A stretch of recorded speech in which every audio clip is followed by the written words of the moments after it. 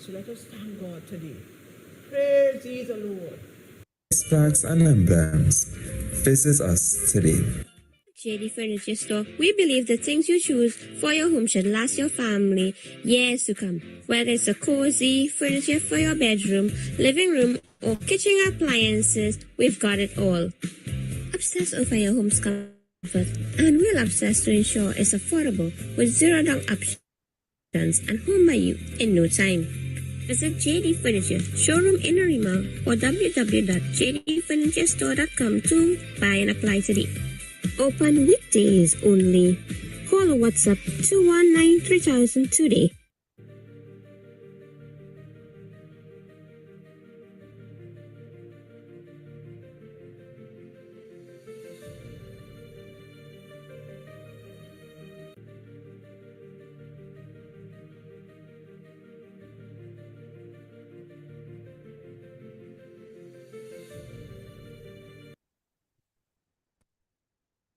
Hey, good morning, everyone. Good morning, wherever you are this morning.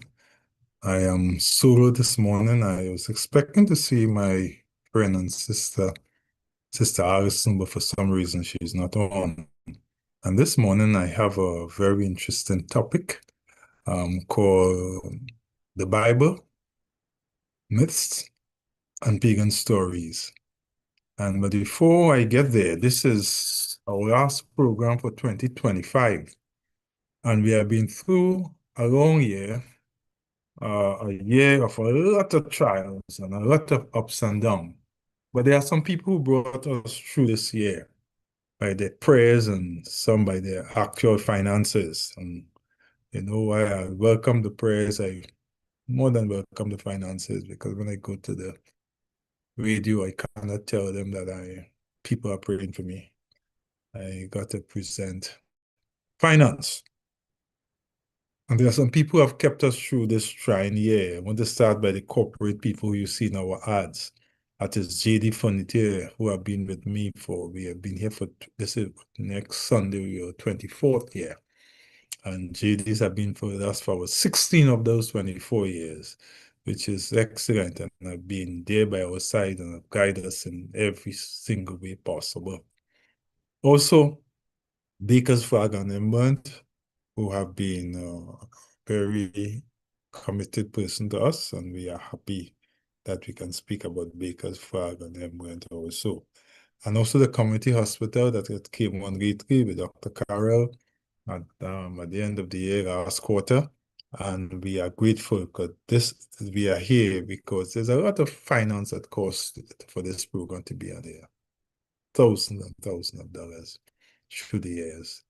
And there are some people who have made it possible, and I want to call them out this morning. Steel Tech, my brother Jonah Dolly, 9th Avenue North in Barataria there, has been one of our sponsors, and really grateful for being able to call his name this morning.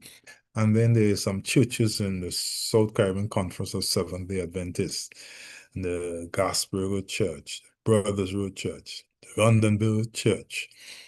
And we had a program in Carolina, and they have contributed to this program that we are on air because of these churches. Also, I want to give thanks to my friends there, Gershon and his wife, Esther, and also my sister out there at USC, Julie. They have made it possible with their love and their dedication to our cause.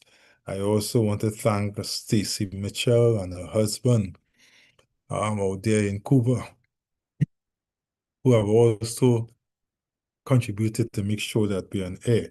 I'm speaking about Sister Beverly Peters now, and Peters family, Christopher, and they for their kind contribution. Also, when we seem to be in the dump, they came through. And this morning, as we come to the end of the year, they are one of the persons or people who have kept us on the air.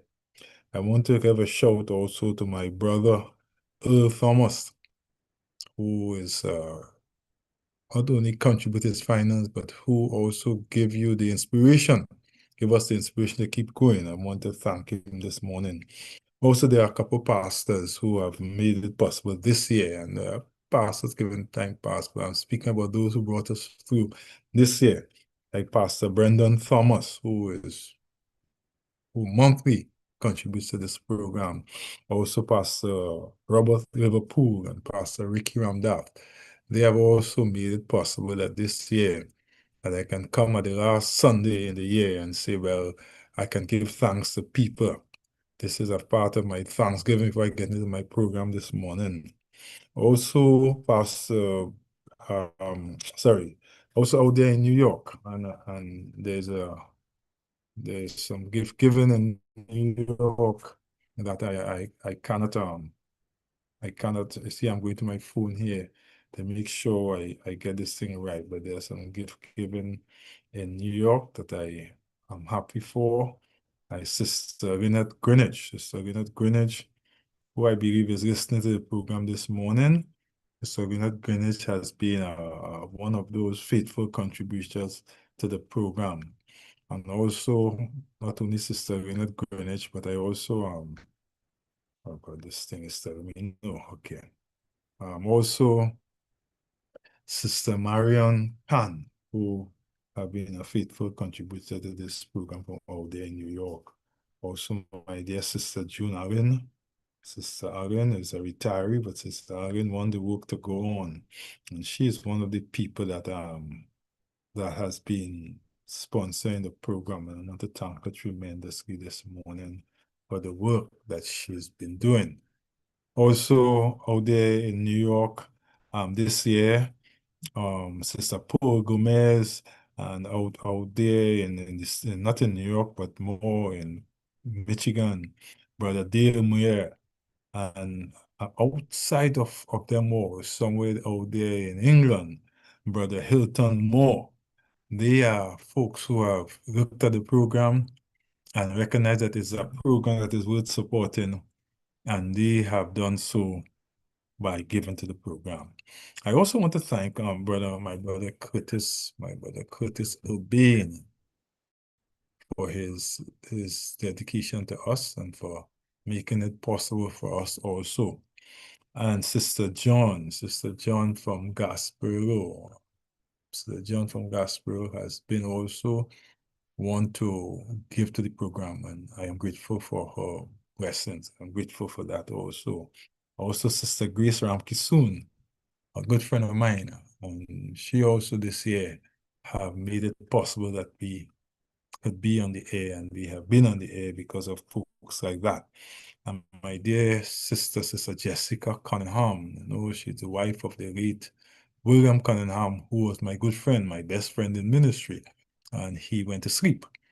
And his wife has contributed to the program just as he would have. And my friend out there in Kunupia, Joel Sudan, and Victoria Sonilal, and my sister Carol McIntosh. I may miss a few names here and there, but these are the people who have kept us going. This is not a program, and there are some people give directly to the conference. I want to know, I don't know your name, but I hope to know your name because this is our 24th year. We are ending this on our 25th year, and I'm hoping that all those who during those years had given, I can present something for you to keep going with, maybe a shirt, maybe a teacup, something, some sort of paraphernalia that will keep the memory of the program with you. But I'm grateful for your care, for your love, for your comfort, and all that you have done to make this program possible. I am happy, and I want you to know it has not gone unnoticed. So that's what I take for the word to the wise. I will not use a word to the wise. This is what I used this morning to deal with the word to the wise. I want to thank the corrupt better living folks also who had me on their program this morning for the devotion. We had a nice little time this morning, and I was happy to see Sister Rodney back there, still going strong, still praising God, still encouraging others to do the same. And I was happy to see that this morning, and I hope some of them are listening. But this morning, I want to get into the program, and I program those who have seen the flyer. They see the Bible. What are you saying? Are you still with the message? And I said, I want to speak the truth to what is happening. I believe without a shadow of a doubt that the Bible is God's word. But there's a saying, a little knowledge is a dangerous thing. And a couple of weeks ago, I listened, I have this doctor, Umar, I forget his name now, who seemed to make us feel that the Bible is some scam, a white scam to mislead African people. And some African people buy into that foolishness, failing to recognize of all the millions or billions of people, 2 billion people who see the Bible as a book of God, as one of the God speaking to man.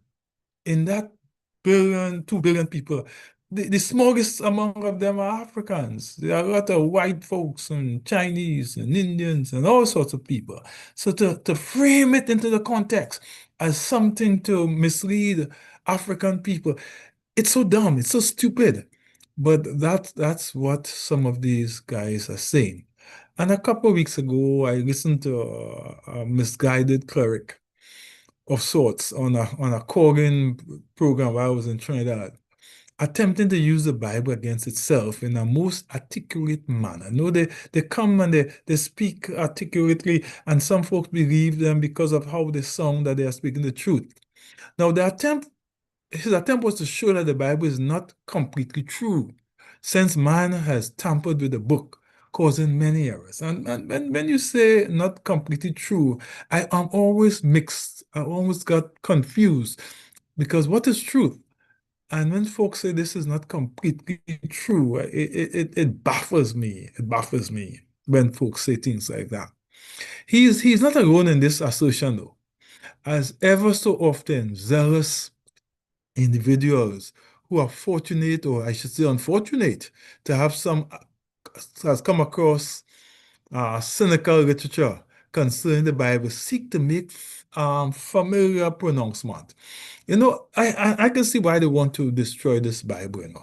It curb the illicit behavior, and man fight against confinement. And this is why they come against the Bible in such a way. The Bible is a foundation document for two global religions, Judaism and Christianity. And it continues to shape the lives, or as I said before, more than 2 billion people approximately, a little under a third of the world's population, and more than half the population in in in in in, in Trinidad, I should say, have seen the Bible as their way of of of finding directions in life. Not in an argumentative way. This morning, I want to discuss those pagan stories, discuss the Bible, discuss how it came to us, and discuss why I see it as God's true book. I want to go that way again this morning.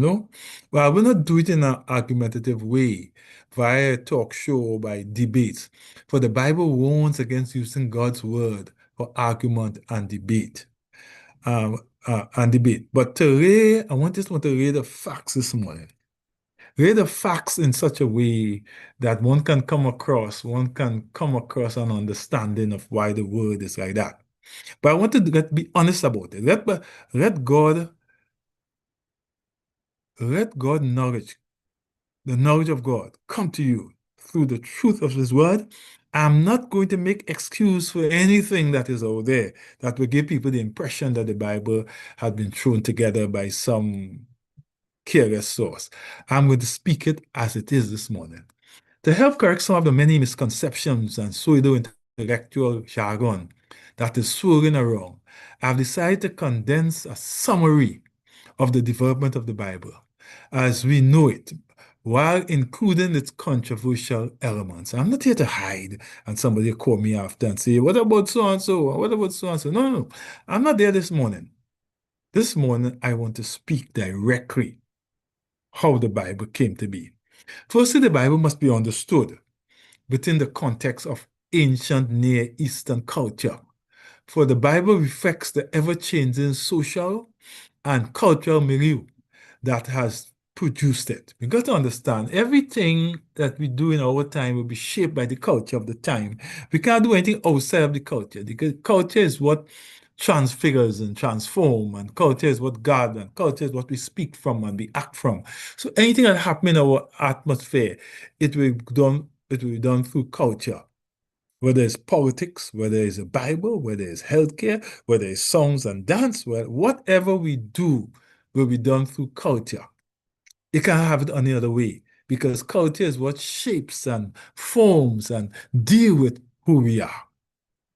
Since archaeologists discovered and translated the writings of ancient Egypt and Mesopotamia in the 19th century, not only criticism, and when we talk about criticism, such as the documentary hypothesis, not only criticism have come to life, but also the knowledge of biblical concept and practices, because it's a book that have such far-reaching, the best-selling book in the world. So it will impact in such a way. It is all the things that was widely practiced in the Near East is found in the Bible. Archaeologists have provided innumerable parallels between biblical texts and writings of all ancient peoples in that region. And it had to be. Israel was a small nation. When you read the Bible, you think about Israel of being this large nation, this large country. No, no, no. Israel was one of the smallest of the nation around. So when you read the Bible, you're reading from that context. That this is the story of what a small nation in the midst of many larger and more powerful nations. Archaeologists have provided these parallels. Now, Mesopotamia and Egyptian creation stories closely resemble the Genesis account.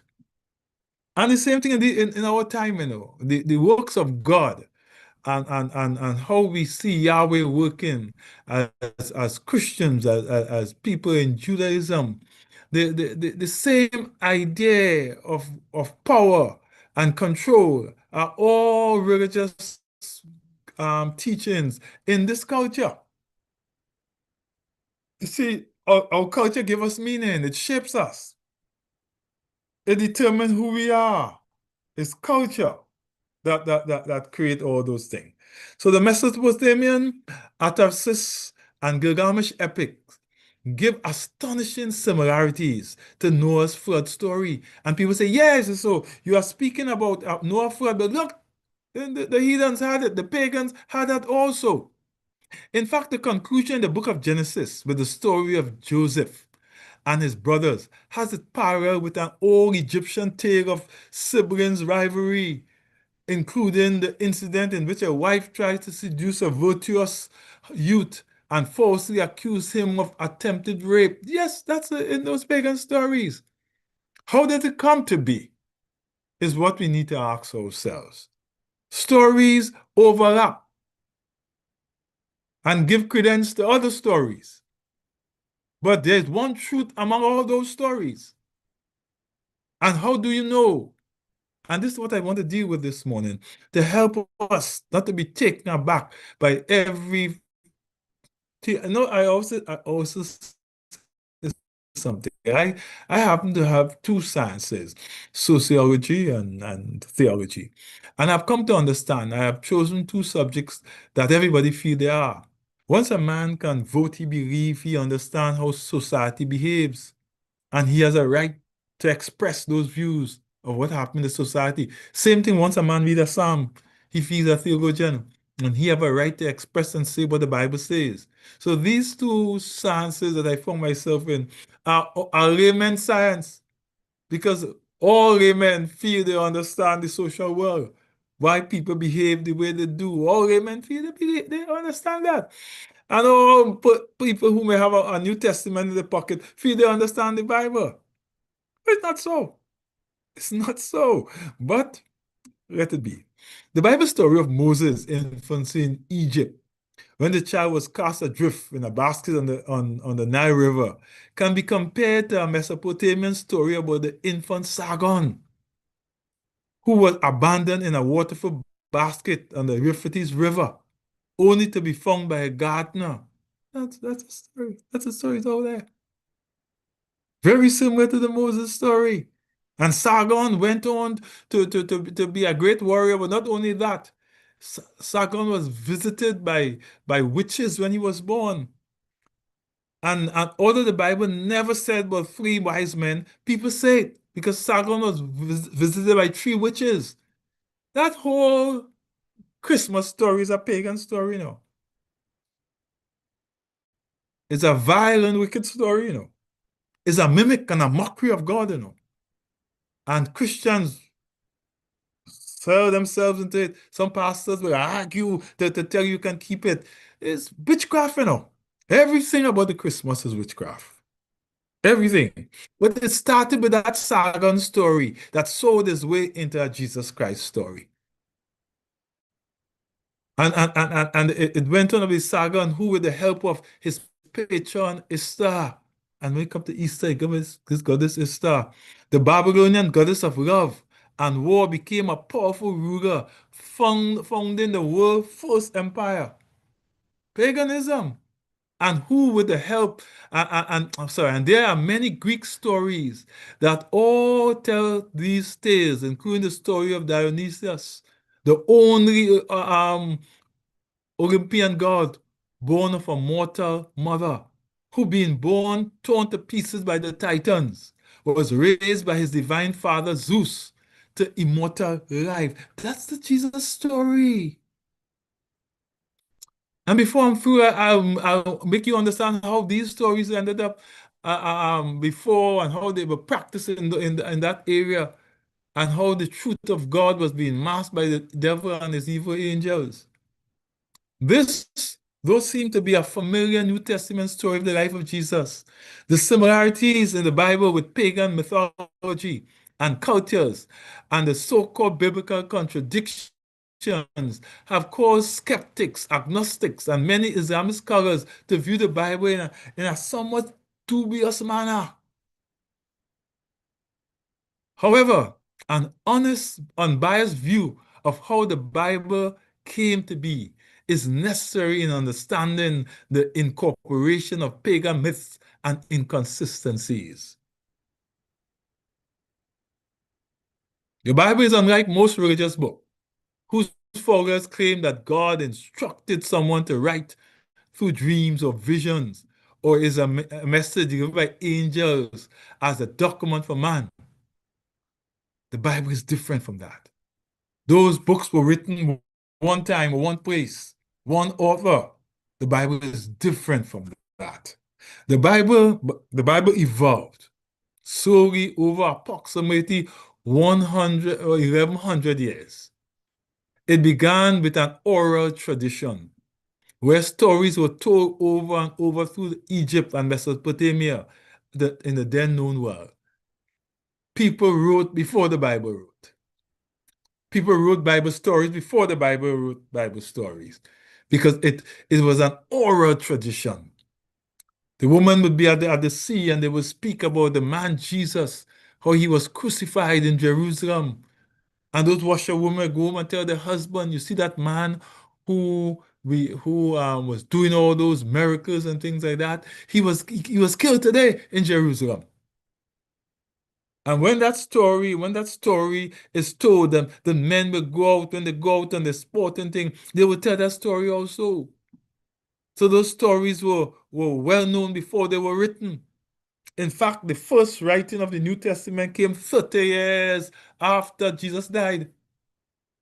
There were time to frame stories and couch it into other literature before God called.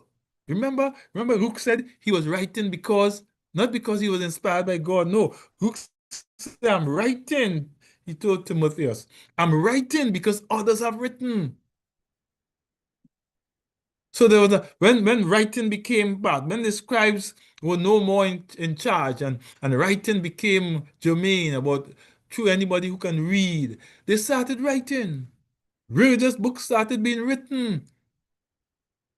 In the oral tradition, tales about creation and primordial catastrophes, such as the deluge and greatness of people or king, a cultural group articulates its view of the world. And that's why humanism took place in those cultures. They were all operating the same area. Hence the Enuma Elish, a Babylonian expression of the creation, carried cultural and religious significance for the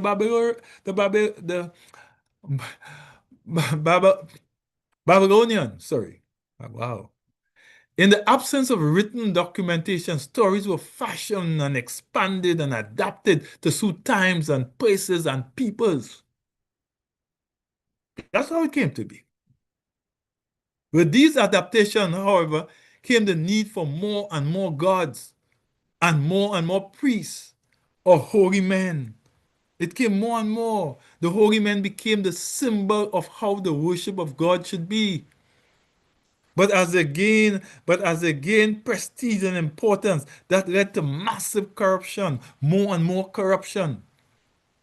And as that corruption started, what happened? God called Abraham to separate himself from the Sumerians, city of Ur, and migrate northwards to Haran. It was a call to restore the way of Yahweh. And one morning the people heard Abraham with his animals, with his wives, with his servants, with his concubines, heading off from the city of Sumer, heading out from Ur of the Chaldees. God called Abraham to restore what was happening. And it was not a silent call where the people believed there was at the River Jordan. There are parts of the River Jordan you can just hop across. And there are parts you can hardly see the banks. But the people believe if they head south of the Jordan, something mystical will happen. Something will happen to them that they were not willing to take the chance. And here God called Abraham. And that morning, Abraham with his livestock, that morning, Abraham with his wives and his whole family, they came to the Jordan and people asked him, people said, Abraham, where are you going, Abraham? Abraham said, I don't know. Because he did know. They said, who called you Abraham? I don't know. He could not have told them the God. He had not known that God as yet, apart from that God sitting with him and telling him to go. From Haran, Abraham traveled southward with his flocks and herds to Canaan. When he got there, but before he got there, and he was about to cross, that's how he got the name Hebrew, because he crossed over.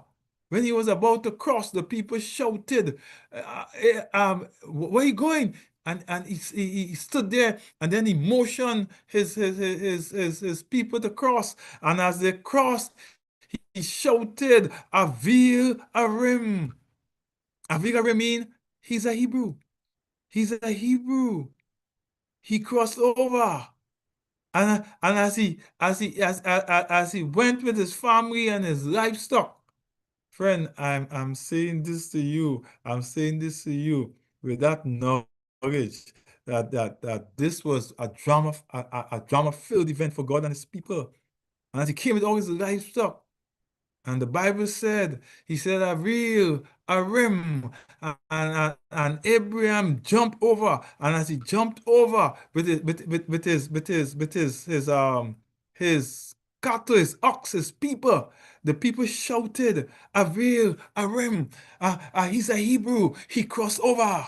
And wherever Abraham went after that, he was thought to be a Hebrew, the one who crossed over. Let's take a couple ads and we'll come back.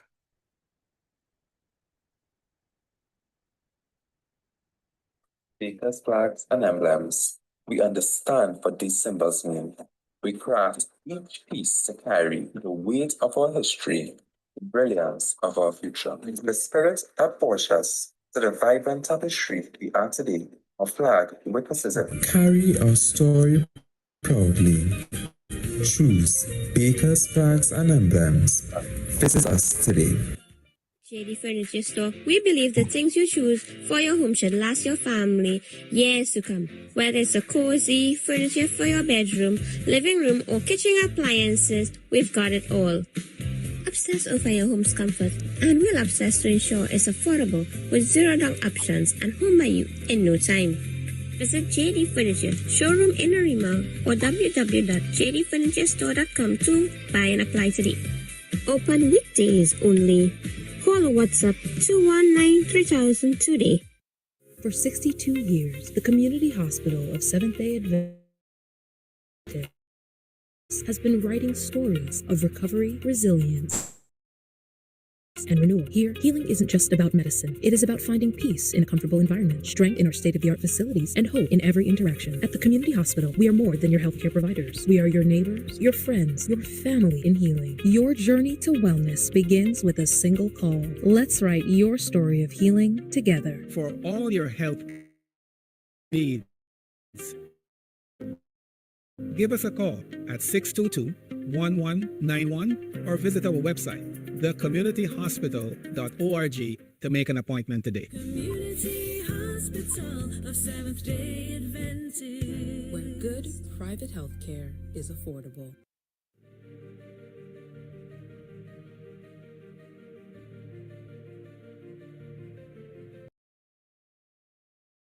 We are back.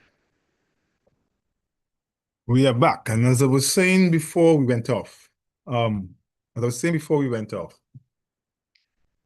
the archaeologists find in the Mesopotamia area did a lot in us understanding more what the Bible is saying, what the Bible is all about. But it must not be confused. It must not be confused. After they had that find in the Haran, in the excavation in the Haran area, it had confirmed the existence of customs during the first half of the second millennium that are depicted in Genesis. The Genesis stories were not written until centuries after the tribal movement that described them. So I want to tell you, those stories of Adam, of Eve, of Cain and Abel, those were not written until centuries after. When Moses wrote as if he was there, he was writing after a fact, after stories had been told. But not only Moses was writing, not only Moses was seeing those stories as part of his great civilization, other pagans were also seeing those stories as part of their civilization also. The Bible, however, is written by more than 30 authors. None during the time of writing had set about to write a canon of scriptures for man, but were documenting the acts of God in relation to his people as told to them and to their own grouping. At a certain time, they were writing contemporary narratives for their people for a certain time. They were not writing it as simply to put a canon together for a historical document. No, as far as they were concerned, they were contemporary in their assertions of the things they were saying. The writings were confirmed at a lot believe at the Council of Jamnia in around 90 CE. Yet these writers were able to write harmoniously through writing some 1100 years apart. If there is no other reason to believe the Bible, is the way it was written. Because I'm certain those you all who are listening to me now, if next week, not longer, if next week, I ask you what I did when I first came on air, all of you are listening to me across the world will have a different view. No, we are dealing with 1100 years. 1100 years. And these men are writing in such close and accurate narratives of what has happened. The Genesis story, as I said before, was finally edited form, was not much later, 1100 years later, much later. Yet some of the details about marriage arrangement, domestic practices were transmitted orally with remarkable accuracy. It is this and the accuracy of the prophecies of the Bible that have convinced the honest seeker of truth to see the Bible as God's true word. You see, only God can tell the future. Only something extraordinary can tell the future. Only something away from man and man's whole vision of the time can tell the future. The apparent contradiction that seems to be so profound to the simple, whose agenda is to raise doubt of the authenticity of the Bible, can be easily explained. The Jews spread to the different regions written manuscripts that scribes copied over and over on papyrus. It is obvious that without the benefit of computers and copying machines and things like the internet, errors would occur. I am not one to say there are no errors in the Bible. I'm not one to say that at all. But those errors that you put up all the time are really dates and numbers, but the core principle of the story, content, remain unblemished. Herein lies the power of God to preserve His word. In spite of such difficulties, it is perfectly harmonized. The Hebrew Bible is referred to as the Tanakh, an acronym, was written in classical Hebrew, the Semitic tongue spoken by Israelites, and in Aramaic and dialect. Now, the Israelites in the Bible are not these Amorites killers in Israel today, no. Netanyahu and that gang of devilish behavior who can commit genocide in the name of God. It's not those clowns. Those are Amorites who came in through the many uprisings it had in the Fertile Crescent. They are Amorites who settled there 2,000 years ago and were converted to Judaism. Ever ask yourself, how come you don't know which one is from Dan or Naphtali or Ephraim? You don't know? Because they are not from none of that. They are a gang of Amorites who had settled in the Fertile Crescent and they learned Judaism. And after the king chased the Jews all over Europe and into Africa, they stayed and they held on as Jews. They are not Jews. They are killers, they are murderers, they are thieves, they are bandits. In fact, when you read the story of the Amorites, that's what will come up more than anything, a group of bandits, banditry. The entire New Testament is in Koine Greek, the common language of the first century world. And for those who are asking where I get that from, Abraham came from Ur of the Chaldees, black people. How could Abraham come from Ur of the Chaldees and you end up with a white Jesus? It can't happen. It just won't happen. It will take millions of years for me, Terrence Brown, you've seen me, for me to come white, or my children to end up white. It will take millions of years for that to happen. And you'll have to have a lot of interbreeding of white people through the lineage all the way down to a million years to get a white man who Terrence was his father. Koine is derived from the fusion of classical Greek with the commercial vernacular of Near Eastern peoples conquered by the armies of Alexander of Macedonia. In the mid-3rd century BC, listen to me this morning, the leaders of the Jewish colony found that the younger generation no longer understood classical Hebrew. And church leaders, this is something you should understand now. You find that how you had practiced your religion, the young people, they are rejecting it. And you're saying all kind of thing. Is the internet, is the friends, is the school they're going to, and all kind. As I said before, every one of you who could vote think you are sociologists. So all you have a reason for human behavior. So I've given it to you. These are the things you say. Not asking yourself pertinent questions. Human behavior is based on the environment. We learn. We are not like animals. You take a pup and they put it among children. And don't care how those children play with that pup, and that pup never saw another dog before, he will still be a dog. He will grow up to do all the things that dogs do. And that is because animals are creatures of instinct. Human beings are not. We are not. We are beings of learning. So you put me in an environment where people cussing and shooting and killing and raping, I will cuss and I will shoot and I will kill and I will rape. Because we grow based on our environment.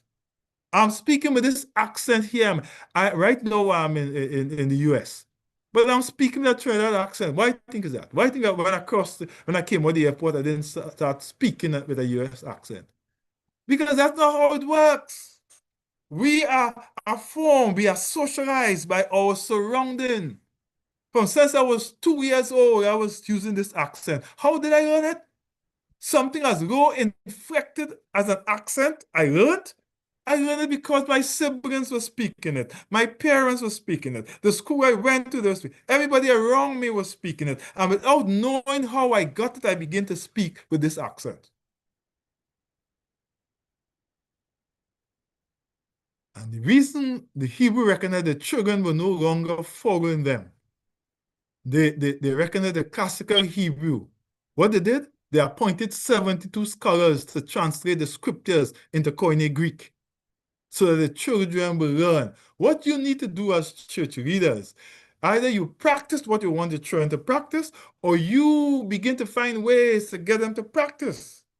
And it can't be by just condemning them, because we are students of our surrounding. The 72 scholars create a translation called the Septuagint, or the LXX. This Bible was adopted by the Greek-speaking Christians and was later translated by Jerome into Latin for the Latin-speaking Western Church. All translation until the 1500s were rendered from Jerome translation, which was done from Hebrew manuscripts produced between 385 and 405 CE. There is no original copy of any biblical book, although you hear some preachers saying, let me talk from the original. They're talking nonsense. There is no original copy. None whatsoever. No copy has survived, and countless ancient copies of the Hebrew Bible or parts thereof were lost during the destruction of Jerusalem and its temple by the Babylonians in 587 BCE and by the Romans in 70 CE. The oldest complete copies now available were those made in the 9th and 10th centuries. These are largely the work of medieval Jews, scribes called Masoretes, who added vowels, symbols to the Hebrew scripture. The problem with the New Testament is even more complex, where no extant manuscripts are available. This gave biblical scholars a most arduous task in translation. In the 730s, a Benedictine monk, Venerable Bede, rendered part of Jerome's Latin Vulgate Old English. To make the scriptures more accessible to the British, John Wycliffe, an English priest, translated both the Old and New Testament. Friends, this is the Bible I'm presenting to you. This is how the Bible came to us. However, the Catholic Church, fearing the effect of Bibles, and those who listen to it, I want to apologize if you find I'm harsh this morning, but the most corruption of the Bible, the corruption of God, the corruption of behavior, the corruption of the sentiment, all that lead to God, came to the Catholic Church. The church, now fearing the effects of Bibles in the popular tongue, forbade any future translation. And that's when the manipulation of the scripture and the belief and the practices came to be, as they forbid the translation or the reading of the Bible. Johannes Gutenberg invention of the printing press and the Protestant Reformation enhanced the Bible's distribution. And I want to tell you something. The Protestant Reformation had stopped. It is stopped. The Protestants are as corrupt now as the Catholics. In 1603, James I, son of Mary, Queen of Scots, appointed 54 scholars to make a new version of the Bishop's Bible for official use in the English church. In 1611, I know some people say, King James writer. King James did not write any Bible. King James did not write any Bible. The Bible was so named King James because he authorized it. And he didn't authorize it by asking his partner, his friend, his brother, one of his wives to do it. He took 54 scholars, linguistic scholars, and they translated into English for his English church. And in 1611, after using the oldest manuscripts then available, it was completed and called the Authorized or the King James Version. As new manuscripts are found in the vernacular changes, scholars continue to produce Bibles. So when folks say to you, it's the King James and the King James only, same other Bibles, here's the King James. Again, they are speaking gibberish to you because the language continue to define in the vernacular itself, they continue to find other sources and other understanding of the word. When I was growing up, my dad had a large Bible. I don't know what became of it, but I remember in the margins of those Bibles, you used to have little asterisks saying things like, the meaning of the word is uncertain. And some of you may have Bibles like that still, but we have come a long way. Now there are very few words of meaning that are uncertain now. In the King James, there were many words that was uncertain. Because at that time, those 52 scholars did not have the wherewithal of archaeology and all these things to help them understand language as linguistics understand language today.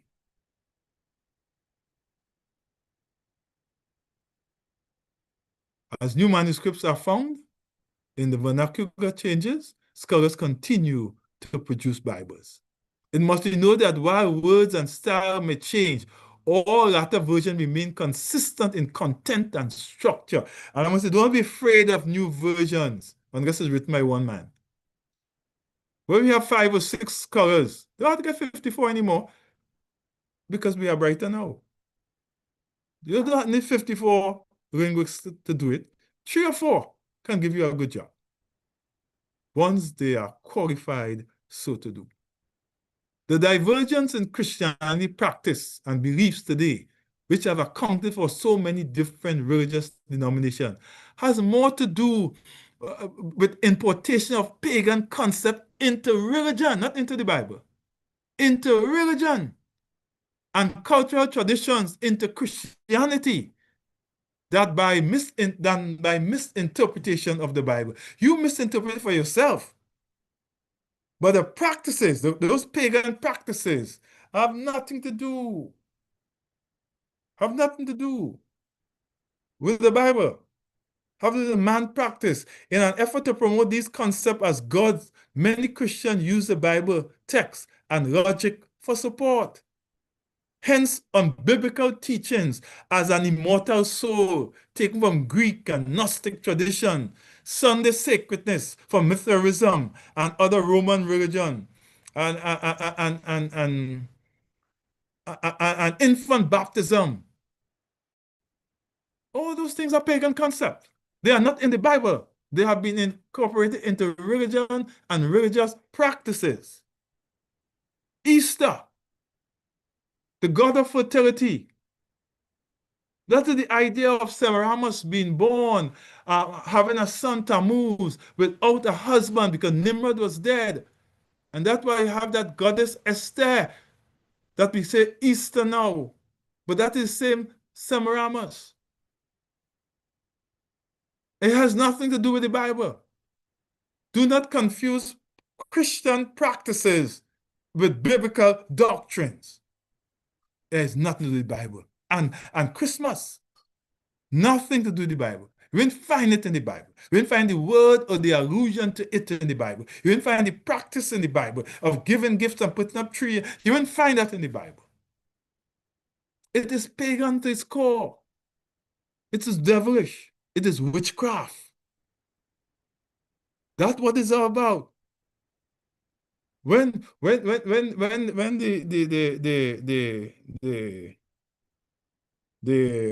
Celts and the Druids, they use holly leaves to ward off evil spirits. They believe if you kiss someone under the bow of that mistletoe, that will be a partner for life. That is witchcraft. Those things are witchcraft. That has nothing to do with the Bible. Those are incorporated pagan concept, incorporated into the practice of Christianity, not the Bible.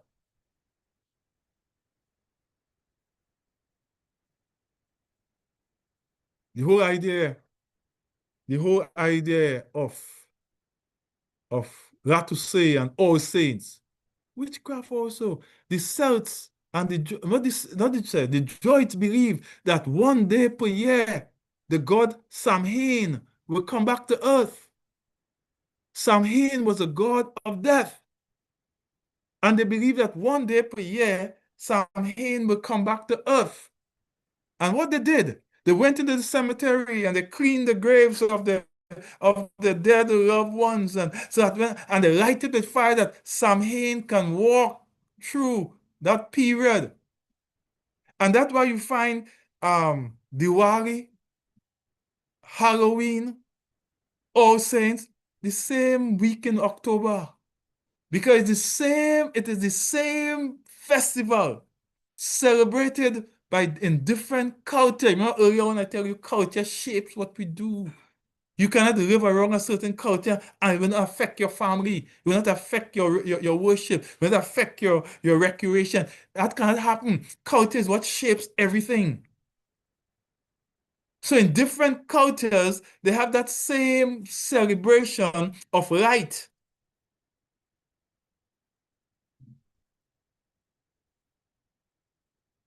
The Bible can't be held responsible for you embracing paganism. Come on. You cannot blame the Bible because you love indulging in witchcraft. Come on.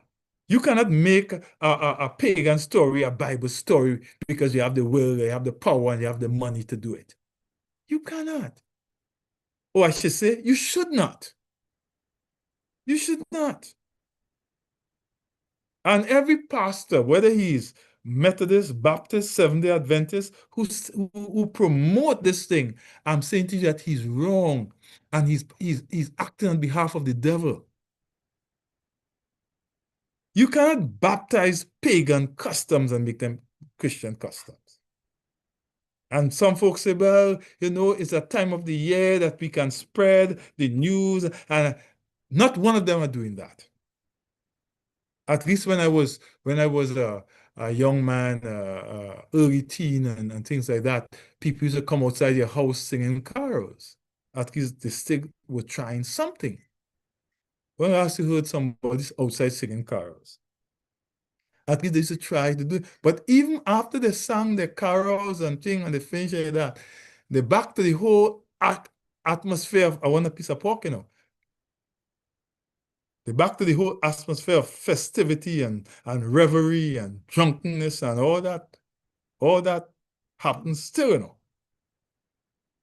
You cannot or you should not take paganism and make it a part of God.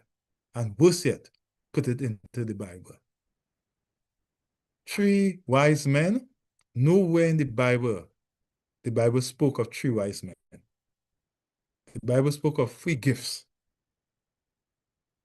But you are saying but 3 wise men. I went to a church. There was a skit with the 3 wise men. The 3 wise men were the 3 witches that went to Sagan to find Sagan to make Pagan king. It's a pagan story. The Bible spoke about 3 gifts because the wise men came with an entourage of guards and soldiers and chaperons and cooks and dress. And so this large group of men hanging out in the city, somebody went to Herod and tell Herod there's a great entourage of strange-looking men out there in the city. That's how Herod knew. If 3 of you appear in San Fernando, Port of Spain, you think the mayor would know that you are there, there's 3 of you? But if you show up 100 dressing in strange garment, of course, in under an hour, the mayor will know that there are some strange characters in the city. The Bible said, do not be fooled. God is not mocked. Whatsoever man soweth, that also shall he reap. And I want to tell my Muslim brothers, it is easier to believe that the harmonious writing of the many authors, as the Bible did, have come from God, than the testimony of one man that an angel spoke to him and gave him a holy book. It is easier for me to believe the hundreds of writers than for me to believe one man who say that some angel spoke to him sometime or the other. I don't know about you this morning. But what I do know is that I believe that the Bible is God's word. I believe that it was written by God. I believe it was given to us by God. And I believe that we can find our, how I put it, we can find our fulfillment in the words of God. I believe there is no other book than the Bible. I believe that. So I don't know about you this morning, but I trust that as you go through the holidays, remembering that God is still with us, his desire is for us, and all that we want for ourselves, he wants to give us more blessing, more love, more power, more joy.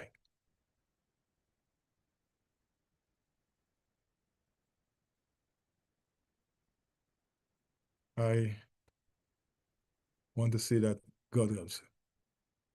Every thread holds a memory, every color a promise. At Baker's Flags and Emblems, we understand what these symbols mean. We craft each piece to carry the weight of our history, the brilliance of our future. From the spirit that forged us to the vibrant tapestry we are today, our flag witnesses it all. Carry our story proudly. Choose Baker's Flags and Emblems. Visit us today. JD Furniture Store, we believe the things you choose for your home should last your family years to come. Whether it's a cozy furniture for your bedroom, living room, or kitchen appliances, we've got it all. Obsess over your home's comfort, and we'll obsess to ensure it's affordable with zero-down options and home by you in no time. Visit JD Furniture, showroom in Arima, or www.jdfurniturestore.com to buy and apply today. Open weekdays only. Call or WhatsApp 219-3000 today. For 62 years, the Community Hospital of Seventh-day Adventists has been writing stories of recovery, resilience, and renewal. Here, healing isn't just about medicine. It is about finding peace in a comfortable environment, strength in our state-of-the-art facilities, and hope in every interaction. At the Community Hospital Providers, we are your neighbor, your friends, your family in healing. Your journey to wellness begins with a single call. Let's write your story of healing together. For all your healthcare needs, give us a call at 622-1191 or visit our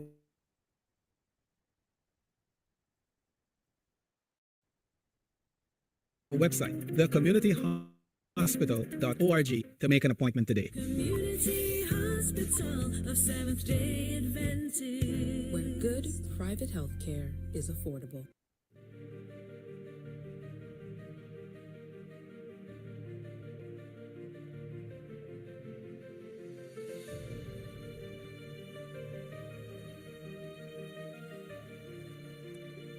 It's so brave.